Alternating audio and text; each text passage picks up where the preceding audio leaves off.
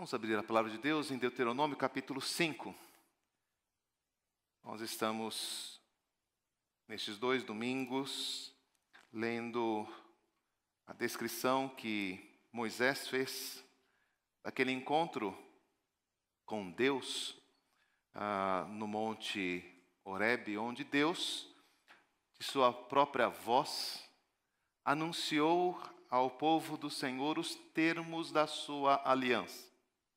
Aquele ato, no passado, é também algo que Deus faz hoje conosco. E o que se exigiu de Israel, lá quando saía do Egito, é o mesmo.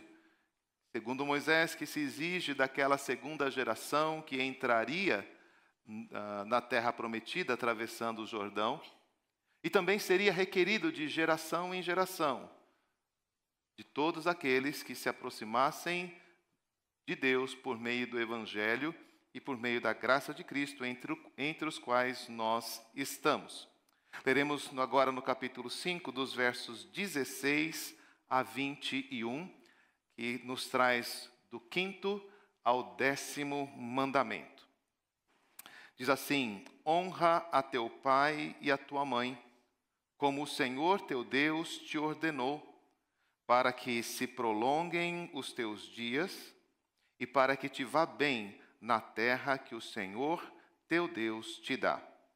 Não matarás, não adulterarás, não furtarás, não dirás falso testemunho contra o teu próximo, não cobiçarás a mulher do teu próximo, não desejarás a casa do teu próximo, nem o seu campo, nem o seu servo, nem a sua serva, nem o seu boi, nem o seu jumento, nem coisa alguma do teu próximo.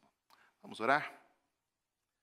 Senhor, nos abençoa agora ao refletir na tua palavra e a perceber, ó Deus, aquilo que ela requer de nós nos nossos relacionamentos. Ajuda-nos, ó Deus, também a expressar que temos uma aliança contigo na maneira como lidamos e tratamos uns aos outros. Nos dá esta graça, em nome de Jesus. Amém. Como viver debaixo da aliança? Esta é uma maneira da gente descrever o que os 10 mandamentos trazem para nós. Eles são divididos em 2 grupos. O primeiro fala dos nossos deveres para com Deus e diretamente ligados a eles. Sobre eles falamos na semana passada. O Senhor quer que reconheçamos que Ele é o único Deus. O Senhor quer que nós o adoremos com pureza e sinceridade, não fazendo qualquer imagem ou figura dEle, tentando representá-lo com a nossa imaginação. O Senhor quer que nós usemos o nome dEle de forma útil, de forma proveitosa. E o Senhor quer que nós descansemos nele. E lembremos que o trabalho que fazemos só tem sentido quando Ele realiza, quando Ele abençoa o seu povo. Este relacionamento com Deus e esta maneira de enxergar o nosso compromisso, a nossa aliança com Deus, vai se refletir também na maneira como nós lidamos e nos relacionamos uns com os outros. Na linguagem de João, não é possível amar a Deus, a quem nós não vemos, e deixar de amar o nosso próximo, a quem nós vemos. A transformação de vida numa relação verdadeira com Deus, numa relação transformadora com Deus, mudará também a nossa visão sobre o próximo e sobre nós mesmos. E se o resumo dos primeiros 4 mandamentos, ou dos mandamentos, seja amar ao Senhor de todo o coração, de toda a tua alma, de toda a tua força e de todo o teu entendimento, o segundo, disse Jesus, semelhante a este é: amarás o teu próximo como a ti mesmo. E como é possível, então, viver em aliança com Deus sem viver em aliança com o seu povo? Como é possível viver em confiança em Deus e viver desconfiado daquele que está ao nosso redor? Ou pior, na leitura, né, ou no viés, né, na perspectiva que esses mandamentos trazem, vivendo em oposição contra o seu próximo. Se Deus lhe garantiu a certeza da vida eterna, se Deus lhe garantiu a certeza da sua companhia em todas as situações da vida, se você colocou o seu coração diante de Deus, você não terá por que fazer mal a alguém que está ao seu lado. Não terá por que agir em oposição, em disputa, em luta contra aquele com quem Deus uniu você. Aquele que foi feito seu irmão em Cristo. Aquele que foi agraciado pela mesma graça, pela mesma bênção, pela mesma condição de ser chamado filho de Deus que você tem. As nossas relações, elas são variadas. As nossas relações, elas têm múltiplas dimensões. E por causa disso, é necessário descrevê-las em muitos níveis. Mas todas elas têm que estar reguladas por este princípio. Você ama o seu próximo? Você tem sido tocado pelo amor de Deus, aquele Pai perfeito que cuida de bons e até mesmo de maus com a sua graça? E dessa forma, então, o texto vai nos conduzir numa série de reflexões em âmbitos da nossa vida, em situações da nossa vida, que de modo muito sucinto, de modo muito direto são tratados, mas que, conforme nós vamos conhecendo os desdobramentos da aliança, os desdobramentos do ensino da palavra de Deus, a maneira como eles são revelados, tanto no Antigo quanto no Novo Testamento, envolvem inúmeras situações da nossa vida. Talvez, para nos ajudar na nossa reflexão, nós temos que lembrar que aquilo que é dito sobre o quinto mandamento, as explicações dadas neste quinto mandamento, podem ser entendidas e podem ser também ampliadas para os demais, que são tratados laconicamente.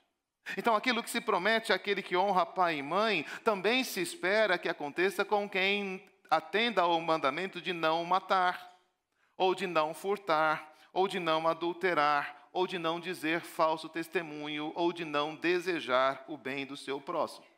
Aquelas coisas que são prometidas nesse quinto mandamento, devem ser também entendidas sobre os demais.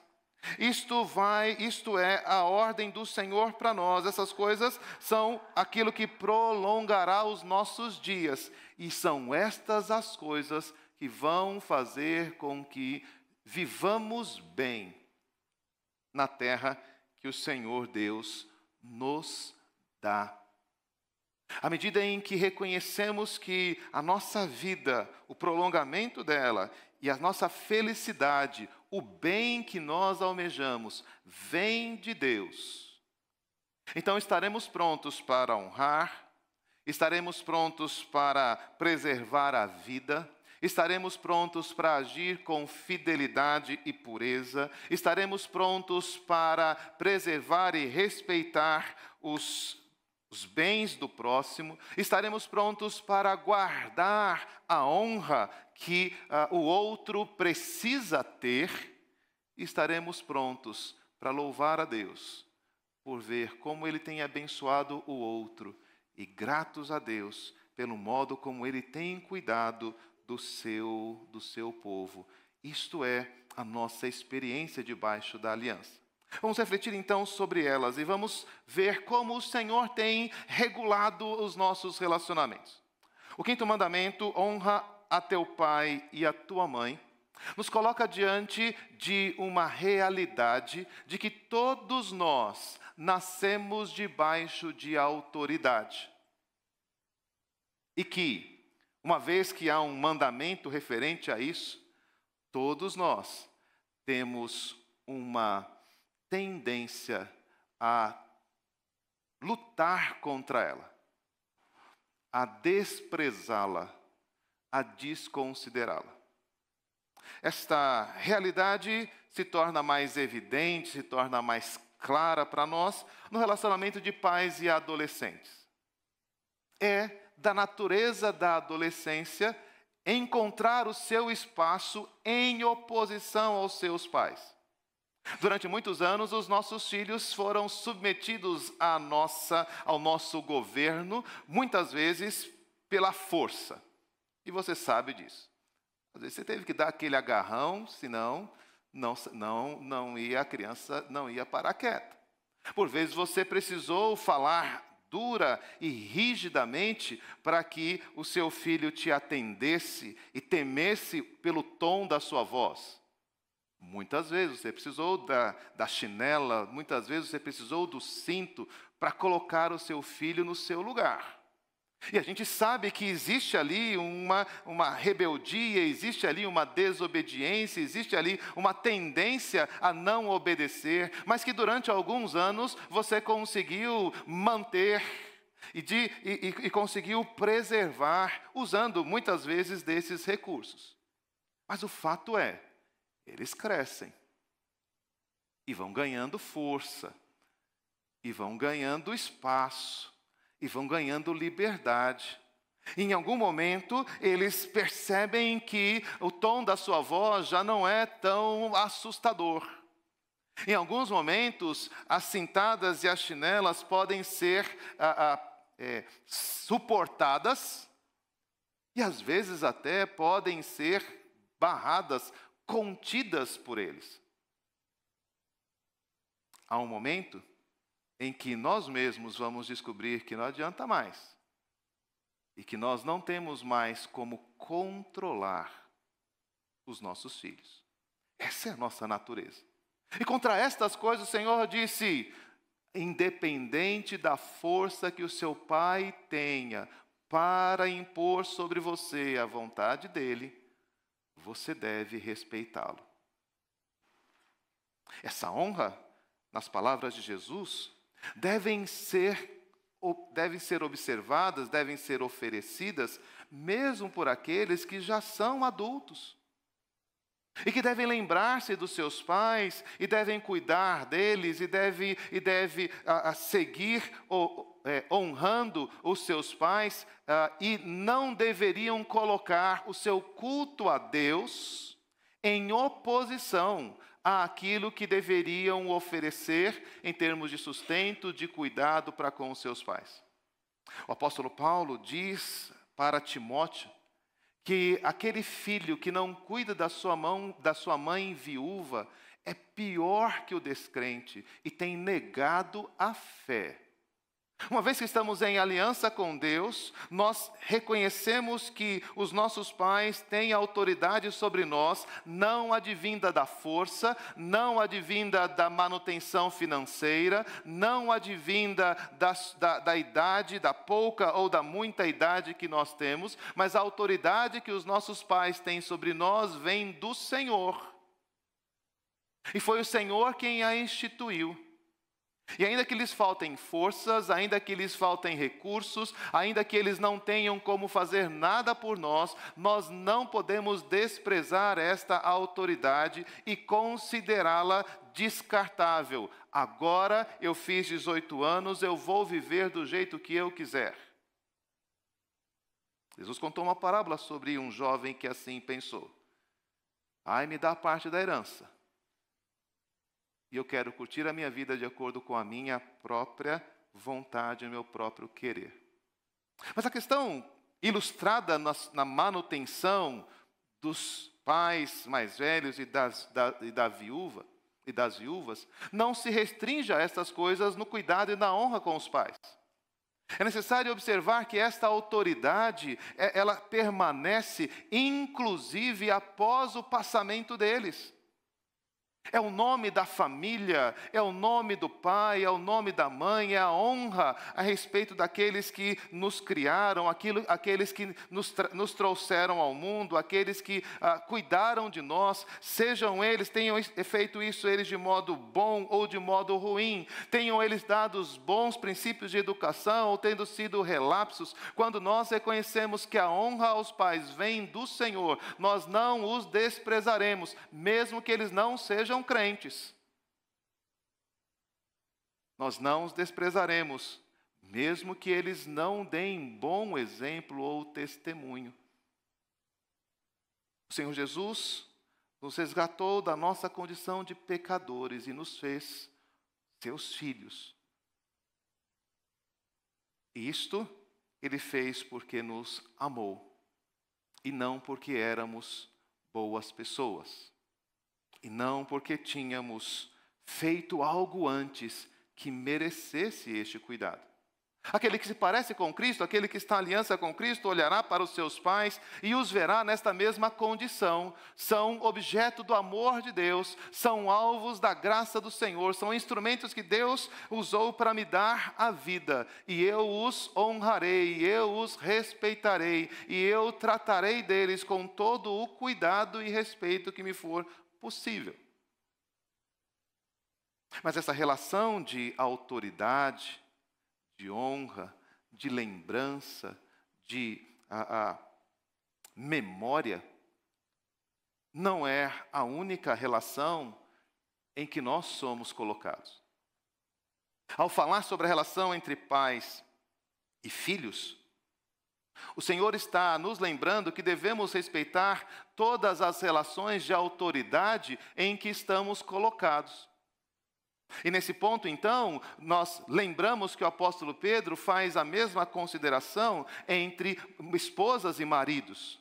Mesmo aquele marido não crente, deve ser honrado pela sua esposa, deve ser cuidado por ela, deve ser servido por ela, porque este homem é o instrumento de Deus, aquele que Deus colocou na sua vida para a sua vida conjugal, para a sua vida emotiva, para a sua vida familiar. E mesmo que esse homem não tema o Senhor, ela com as suas boas obras e com o seu espírito manso e humilde deve agir, para que Deus venha, por meio do testemunho dela, a tocar no coração deste homem. Não deve se rebelar, mesmo que este marido não seja temente ao Senhor.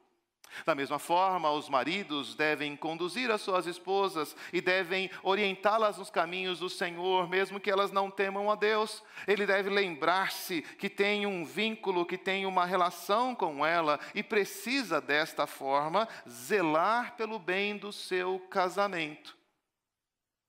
Então, lembramos que essas relações não são apenas, como diz a nossa confissão, os nossos catecismos, entre os inferiores e os superiores, usando uma escala de hierarquia. Mas essa relação de honra e de respeito também deve ser responsável entre aqueles que são iguais. Maridos e mulheres colocados na mesma condição diante do Senhor devem respeitar um ao outro, devem considerar um ao outro, devem cuidar um do outro, devem zelar um pelo outro em tudo aquilo que fizerem e devem estar a serviço um do outro, como Cristo nos ensinou a fazer. Sempre, cada um de nós deve considerar o outro superior a nós mesmos. Isso significa, então, como Paulo vai mostrar em Efésios e em Colossenses, que os pais também têm deveres para com os seus filhos, os mesmos deveres de honra que são colocados dos filhos para com os pais. Os pais devem agir de forma a honrar os seus filhos, porque em Cristo eles são superiores a nós, eles devem receber o nosso cuidado, eles devem receber o nosso carinho, a nossa orientação. Não servimos, obviamente, obedecendo às suas ordens. Servimos fazendo com que eles cresçam na disciplina e na orientação do Senhor. E esse é o serviço que o pai deve para o seu filho.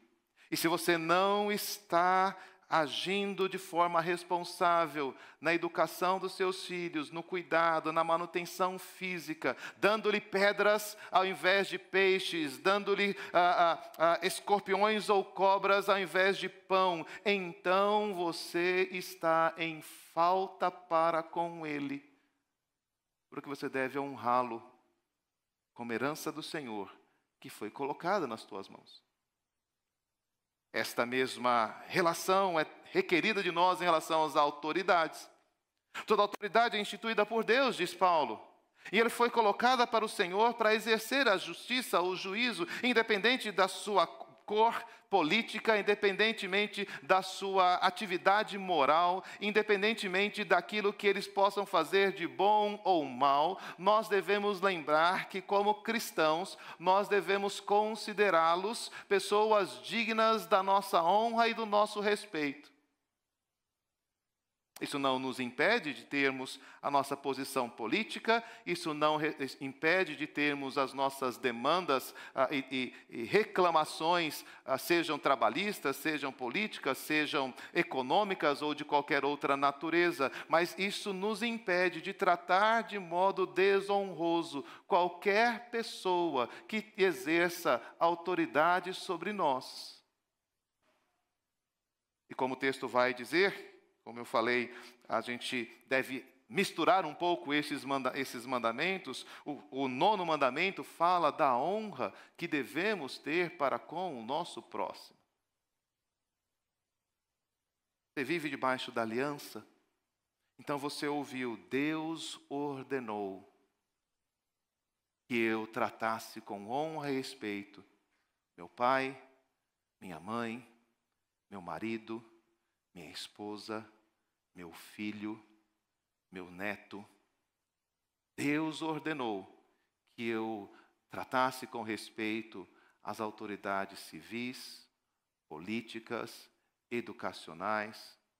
Deus ordenou que eu tratasse com honra e respeito o meu vizinho, o síndico do meu prédio, o juiz e assim por diante. Quem nós podemos desonrar se andamos em aliança com Deus? Somente o Senhor é quem pode trazer maldição contra os inimigos do Senhor. Davi, reconhecendo este dever, mesmo perseguido por Saul, e tendo a oportunidade de defender a sua própria vida daquele que o perseguia com um grande exército para o matar, sentiu pesar o seu coração quando simplesmente cortou uma parte da veste de Saul para mostrar que tinha a possibilidade de tirar a vida dele se quisesse. Ele disse aos seus servos: eu não posso erguer a minha mão contra o ungido do Senhor. Não importa o que Saul esteja fazendo. Mas o seu coração se pesou porque ele imaginou que pudesse tirar a vida de Saul a hora que quisesse. Porque ele não pode. O próximo mandamento diz: não matarás. Não importa o que Saul estava fazendo contra ele, não importa quais eram as intenções de Saul, quando no coração de Davi veio o desejo de se proteger de Saul, matando-o, isto certamente pesou no seu coração. Sim, agiu bem em não ter ferido Saul, mas agiu mal em mostrar que poderia tê-lo feito, porque não poderia viver debaixo da aliança do Senhor, significa eu não posso matar. Seja em que situação for. É curioso isso, porque na nossa legislação, na maneira como nós lidamos com as coisas, né, no nosso tempo, na nossa época, existe o Instituto da Legítima Defesa, que está, inclusive, colocado no texto bíblico, que está, de alguma forma, colocado aqui no texto bíblico, mas a legítima defesa é uma manifestação ainda da nossa limitação e da nossa fraqueza pecaminosa. sendo fortalecidos pela fé e pelo Senhor Jesus Cristo, muitos cristãos resolveram entregar as suas vidas, ao invés de protegê-las. E estes homens, por causa desta elevada confiança no Senhor, foram chamadas de testemunhas, foram chamadas de mártires, não porque sofreram, mas porque chegaram a um relacionamento com Deus de tal forma que, sendo ameaçados na sua vida, não se defenderam, puderam entregá-la, porque eles entendiam que viver debaixo da aliança com Deus lhes era suficiente. Sim, essas pessoas estão num extremo bastante distante daquilo que nós vivemos no dia a dia. Nós estamos mais para aqueles que querem matar do que para aqueles que estão dispostos a morrer. E nesta condição, então, nós devemos lembrar que aquilo que nós esperamos desta vida, aquilo que nós esperamos para o prolongamento dos nossos dias, deve também ser esperado para o próximo. Se você quer prolongar os seus dias na terra que Deus te dá, por que você quer encurtar os dias de outro? Por que você deseja o mal de alguém? Por que você por que você considera que alguém não tenha direito de viver? Que direito você tem de estar vivendo, casado, trabalhando? E se você recebeu como graça do Senhor, a despeito dos seus pecados?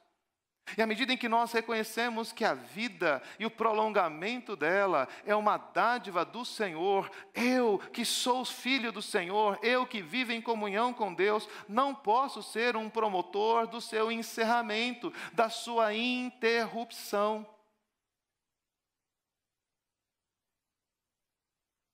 Há situações legais que possibilitam o aborto. Mas o que deseja o cristão sobre uma criança que está sendo gerada no ventre de uma mulher?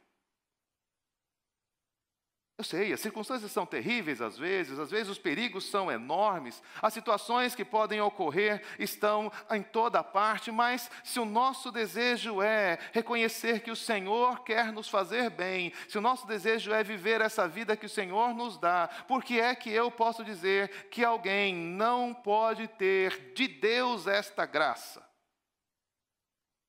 Então, sim, como igreja, admitimos algumas situações em que o aborto é permitido.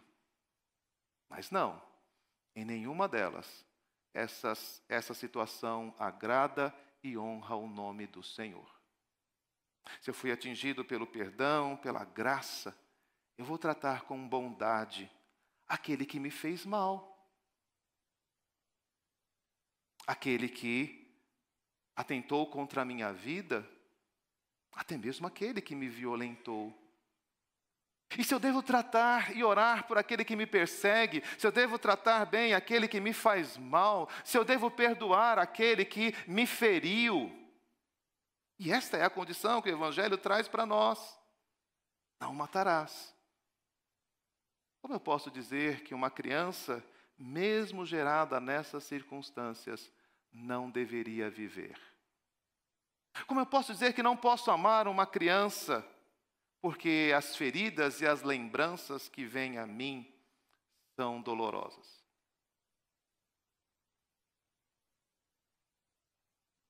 Raquel preferiu morrer do que deixar de dar à luz a Benjamim. Que mãe, imbuída do amor de Cristo, pode dizer: eu quero preservar a minha vida, e por isso eu vou interromper a vida do meu filho? Não estou dizendo que estas coisas não podem nos trazer dores e tristezas. Mas eis o que o mandamento diz: é através destas coisas que você irá bem na terra que o Senhor Deus te dá. Você pode optar Você pode tentar conduzir a sua vida apagando as mágoas, esquecendo coisas tristes, protegendo e preservando a sua vida em detrimento de outros, ou você pode reconhecer que o bem da sua vida vem de Deus. E de que o Senhor tem preparado a sua alegria, Deus tem preparado a sua bem-aventurança, Deus tem preparado a sua paz, mesmo para aqueles que perdem a sua vida neste mundo.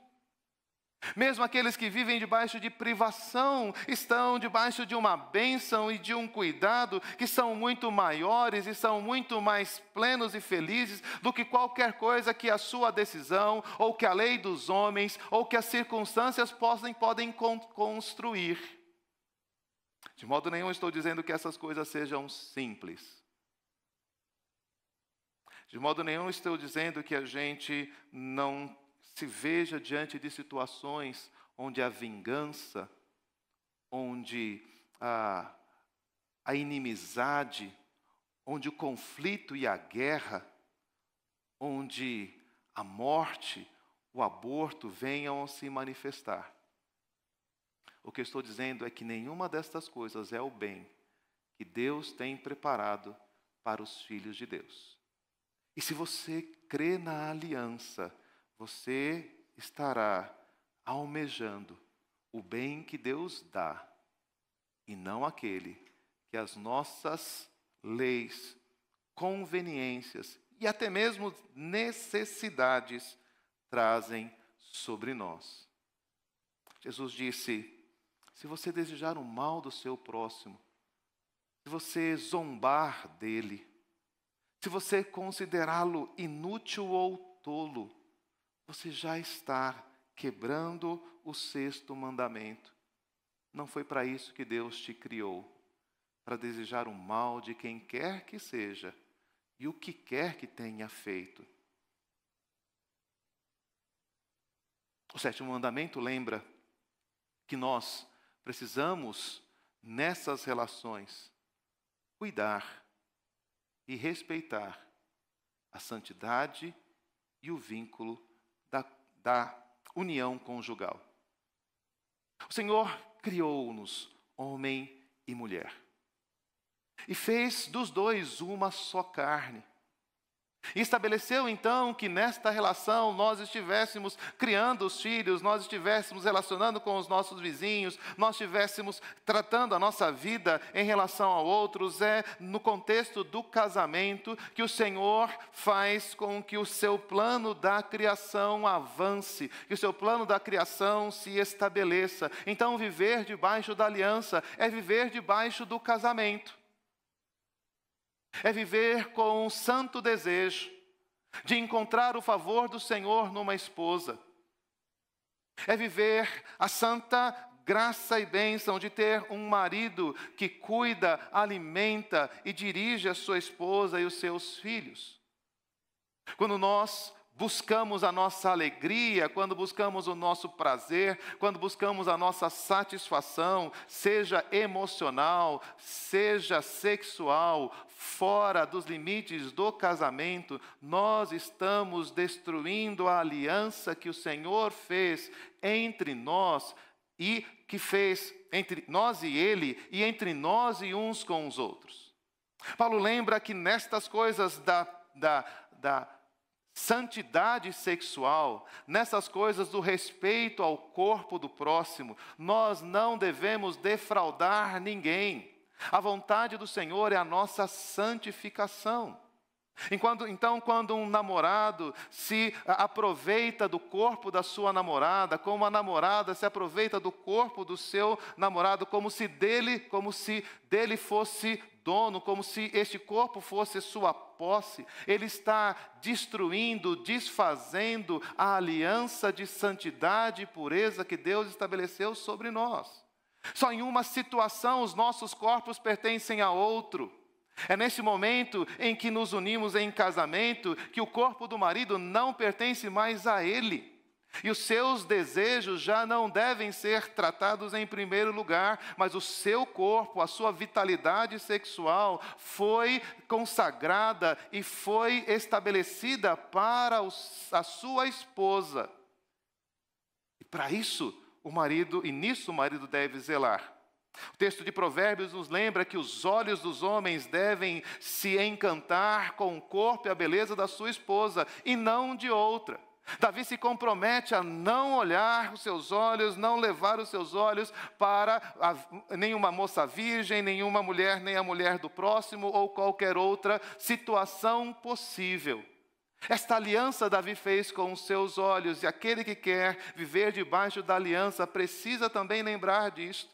Porque não é uma relação de prazer, não é uma relação de beleza, não é uma relação de vitalidade ou de luxúria. É uma questão da bênção de Deus de estar convivendo com uma esposa.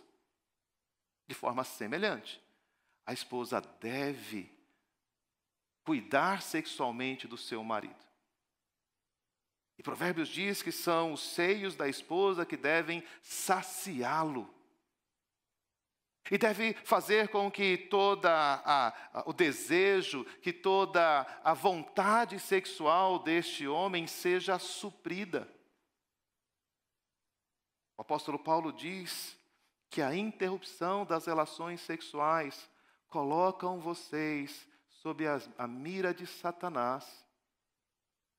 E mesmo que seja para oração, essa interrupção tem que ser por breve tempo.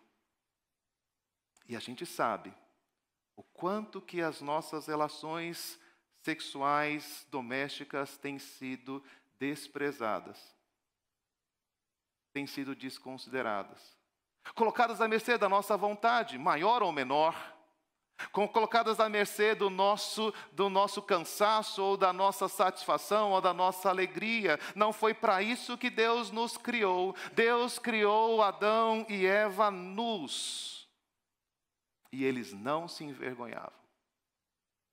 O devido uso da santidade do leito matrimonial é recomendado pelo apóstolo na carta aos Hebreus. E cada um de nós tem, por causa da aliança, dever de zelar por isso. Não adultere. Óbvio, se este é o plano de Deus para nós, não há lugar para relações sexuais, mesmo que na nossa mente, no nosso coração, com outras pessoas. Não há lugar para relação entre homens com homens, entre mulheres com mulheres. Não há relação, não há possibilidade de relação e satisfação com animais ou qualquer outro tipo de satisfação, com telas ou qualquer outro tipo de modo de satisfação. Sim, viver solteiro não é bom. Deus já disse. Sim, estar viúvo não é bom. O Senhor disse.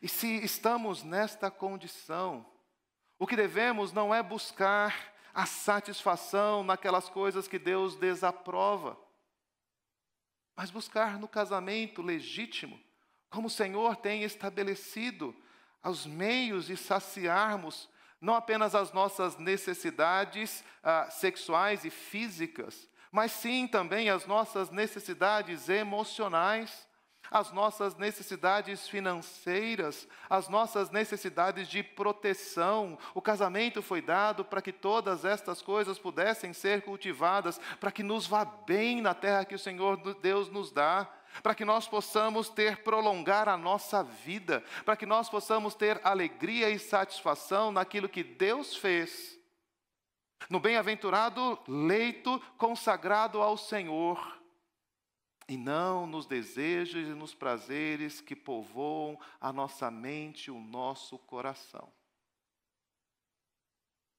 Viver em aliança é viver em fidelidade e pureza, exercendo o relacionamento conjugal como Deus quer e não como nós queremos, seja dentro ou seja fora do casamento. Nós entregamos a nossa vida ao Senhor. Isso mudou a relação do marido com a esposa, da esposa com o marido, e eu espero que isso se reflita na intimidade de cada um daqueles que estão aqui.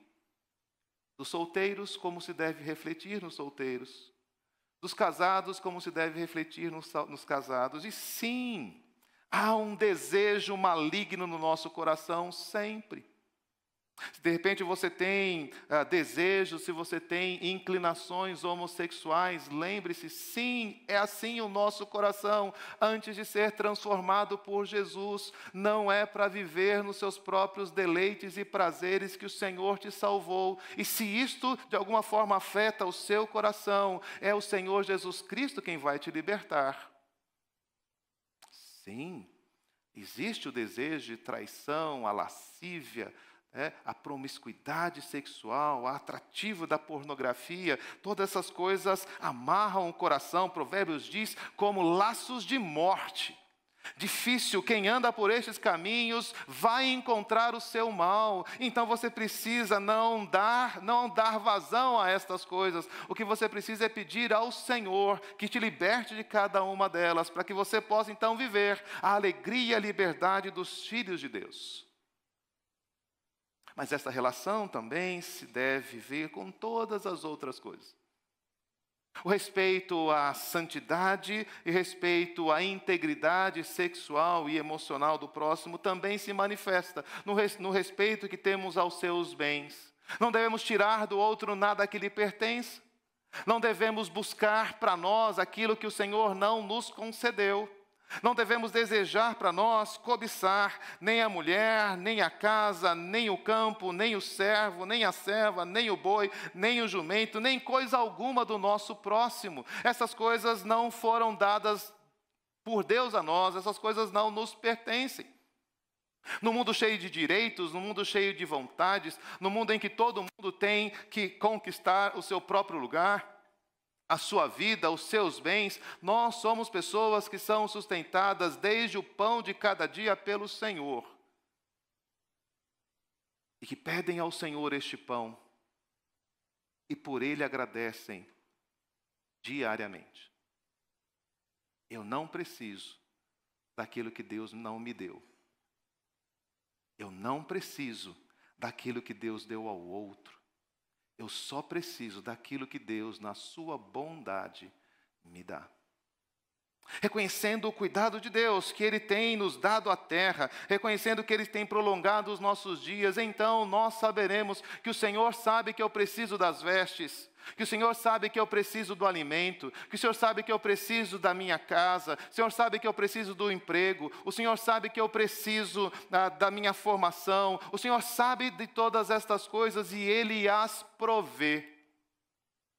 Não preciso tirar essas coisas de ninguém, não preciso fraudar provas, não preciso comprar vendedores, não preciso enganar clientes, não preciso pagar o preço errado das coisas.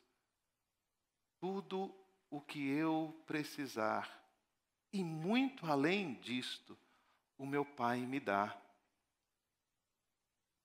E aquilo que pertence ao outro nunca vai me enriquecer. Ele só me empobrece. Ele só me coloca em dívida com o meu Deus e com o meu próximo, mesmo que ele não saiba que fui eu que tomei, mesmo que ele não saiba que foi eu que peguei. Mas o Senhor sabe. E será que aquela nota de 100, ou será que aquela roupa ou sapato, aquele aparelho eletrônico é mais valioso do que o cuidado diário do Senhor para com a minha vida? Eu trocaria as bênçãos de Deus por alguma coisa que eu pudesse surrupiar ou me beneficiar no meu trabalho? Sim, todos fazem isto, todos veem isso como uma grande oportunidade. Já vimos no passado pessoas orando, agradecendo a Deus pela propina recebida. Nós já vemos pessoas honrando, louvando a Deus e orando por terem ganhado na loteria, por terem recebido, tido a sorte grande, porque alguém errou no pagamento e cobrou a menos do que deveria. Mas esta não é a bênção de Deus para o seu povo. Não é por estas coisas que Deus nos chamou para louvá-lo. Deus nos chamou para louvá-lo, para perceber que 5 pães e 2 peixes é suficiente para alimentar toda uma multidão. Isso foi um milagre. Deus nos chamou para reconhecer que todos os dias Ele mandava um maná suficiente para o sustento de cada família, pequena ou grande. Isto foi um milagre. Os males e pecados pelos meios pelos quais os homens querem enriquecer, a desonestidade e o mal que se pode construir, não é a maneira como Deus quer que nós vivamos. João, orientando os soldados, disse: fiquem contentes com o salário de vocês. Fiquem contentes com o salário de vocês. Não estou dizendo que você não possa pedir ao Senhor que abençoe, que se desenvolva, que você tenha promoção ou que você cresça no trabalho. Eu só estou perguntando, você está contente com aquilo que Deus te deu? Não aceitem denúncia falsa.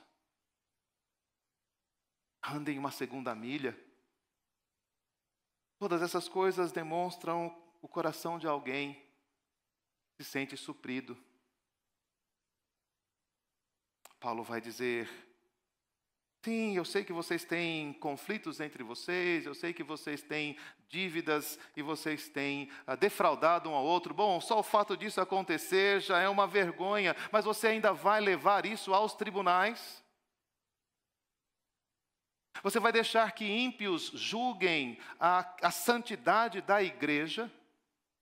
Não existe entre vocês pessoas que possam colocar isso em ordem de tal forma que um irmão não roube outro irmão?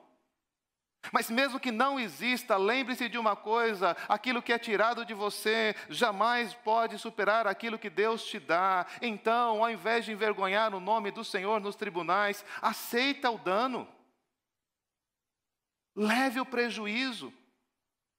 Lembre-se, tem algo muito mais importante do que a sua conta bancária, o nome do Senhor. E se você tiver que dizer: olha, lá na minha igreja isso aconteceu, não é o nome do seu irmão, não é o nome do pastor ou do presbítero que está sendo colocado a riso diante dos ímpios, é o nome de Cristo que diz: ser crente não faz diferença nenhuma. Talvez não faça para aquela pessoa que te defraudou, mas para você faz. E o nome do Senhor não vai ser levado a um tribunal ímpio pela minha ação, pelo meu cuidado. Posso disputar? Deus colocou juízes, Deus colocou demandas. Não estou dizendo que você deve abrir mão de qualquer uma destas coisas, que você deve abrir mão do seu direito trabalhista, ou do seu direito pessoal, ou de qualquer outro tipo de direito. Isso está colocado também nas Escrituras. O que eu estou dizendo é: o nome do Senhor precisa ser preservado, mesmo nestas situações. Diga a verdade. 9º mandamento. Diga a verdade. Não importa o que aconteça. Não importa qual benefício ou prejuízo isso pode trazer. Um homem de Deus jura com dano próprio e não se retrata. A sua boca, a verdade está sempre colocada. A mentira não tem lugar entre os filhos de Deus. E não há prejuízo maior para um crente do que abraçar a mentira. Se nas coisas que são verdade em relação ao próximo, em relação ao nosso casamento, em relação aos nossos bens, nós já devemos estar prontos a confiar na justiça do Senhor e de que Ele recuperará e Ele restaurará cada um de nós nas coisas que foram retiradas pela maldade dos homens. Como poderíamos lançar mão da mentira para ter qualquer benefício? De alguma forma Deus diz: pense bem se você vai dizer essa verdade sobre o seu irmão. Como é que você pode dizer alguma coisa que não é verdade sobre ele? O crente precisa estar comprometido com a verdade. A vida da aliança é uma vida que está comprometida com a proteção e o cuidado de Deus. Eu sei, este mundo jaz no maligno e é a mentira que vai te proteger quando um cliente te ligar e você não tiver feito o seu trabalho. É a mentira que vai te proteger quando alguém te procurar e você não quiser falar com ele. É a mentira que vai te proteger quando a sua esposa te cobrar de alguma coisa que você quer esconder dela. É a mentira que vai te proteger quando você estiver diante do seu marido, tendo feito aquilo que vocês combinaram não fazer. Mas a mentira é quem vai te levar para o inferno e para a morte.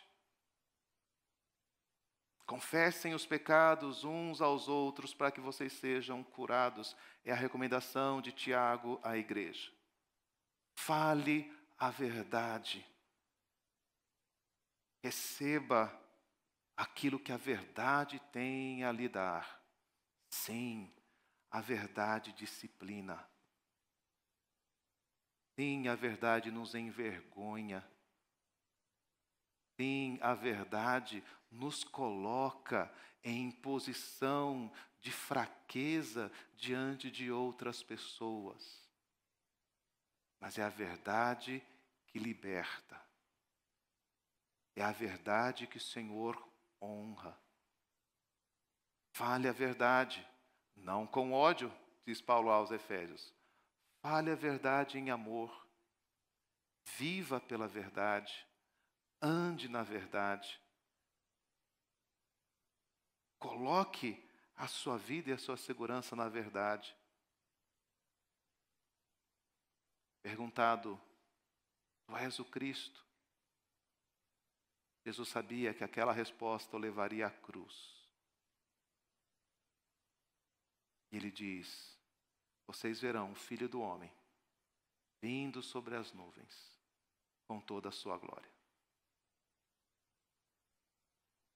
Blasfemou? Não. Disse a verdade.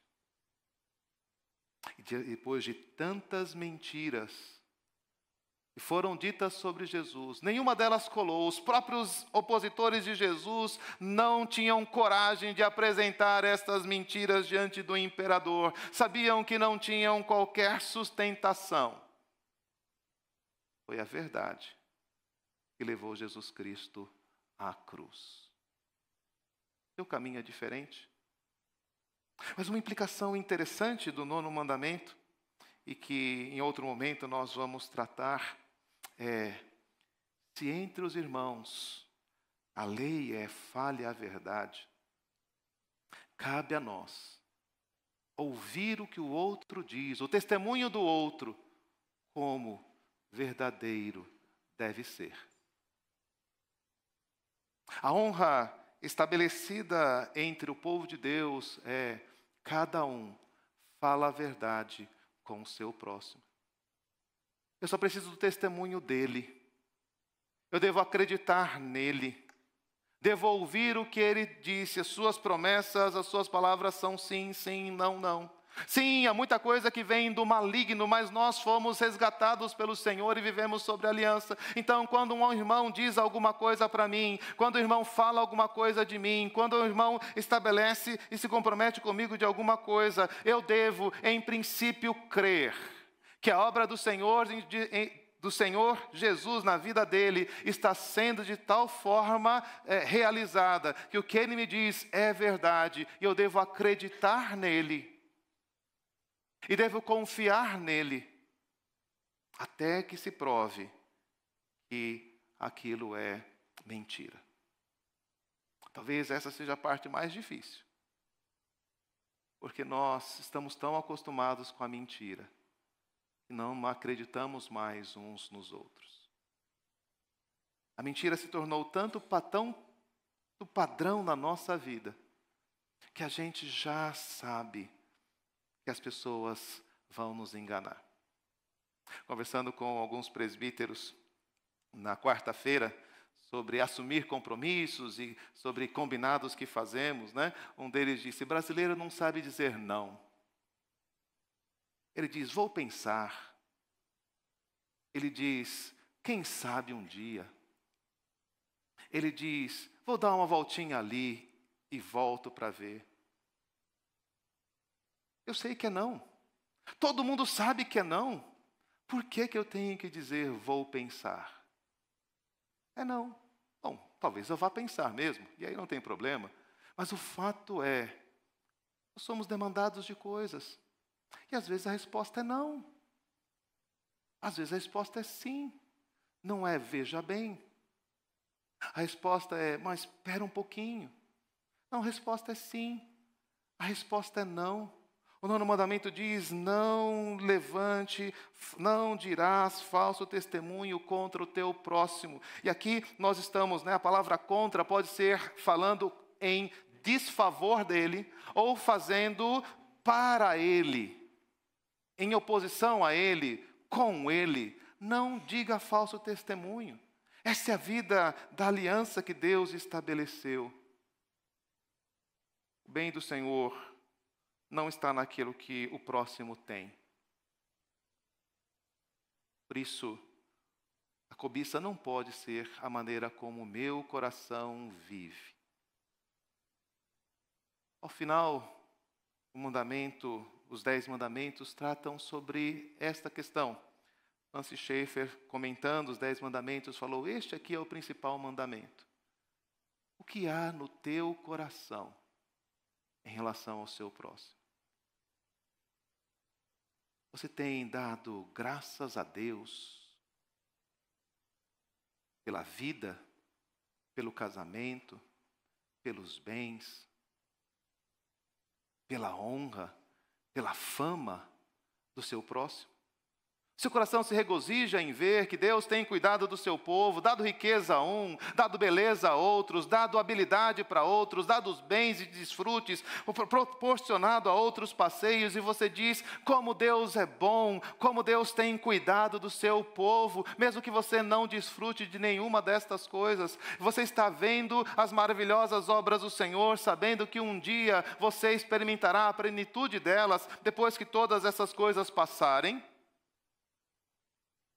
Há no seu coração amargura, inveja amargurada, tristeza. E quando você vê que alguém ao seu lado, quando você vê que um irmão tem aquilo que você não tem, quando você enfrenta a sua solidão ou a sua privação, quando você enfrenta o mal que os outros podem fazer, quando você é injuriado ou de alguma forma maltratado, você olha para o próximo e diz, eu queria que ele fosse tão miserável quanto eu. Ou você olha e diz, não foi para a miséria, não foi para a tristeza, não foi para a angústia ou amargura que Deus criou o seu povo. E o Deus que abençoou o meu próximo é o Deus que vai me abençoar. O Deus que ouviu a oração do próximo é o Deus que ouve a minha oração. O Deus que abençoou o casamento do meu próximo é o Deus que vai abençoar o meu casamento. Deus que deu aquela promoção e aquele bom emprego para o meu próximo, é o Deus que sustenta a minha vida. Glórias a Deus pelas suas maravilhosas virtudes e por todas as misericórdias que Ele faz para com o seu povo. Viver debaixo da aliança é viver um coração grato a Deus. Nem sempre por aquilo que Deus fez por você,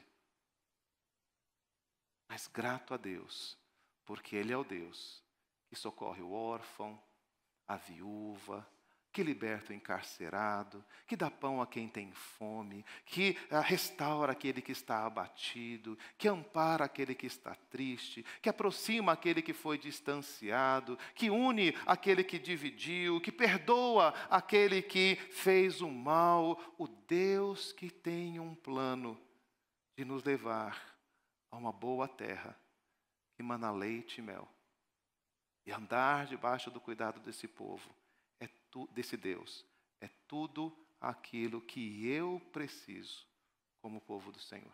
Vivamos esta graça. Ter inserido numa comunidade como igreja ou numa família é poder experimentar e é poder testemunhar. Sim, o nome de Deus faz diferença. Eu descanso nele. Ele é o meu Deus e não há outro. E é por isso que o meu coração descansa nele e nele se alegra.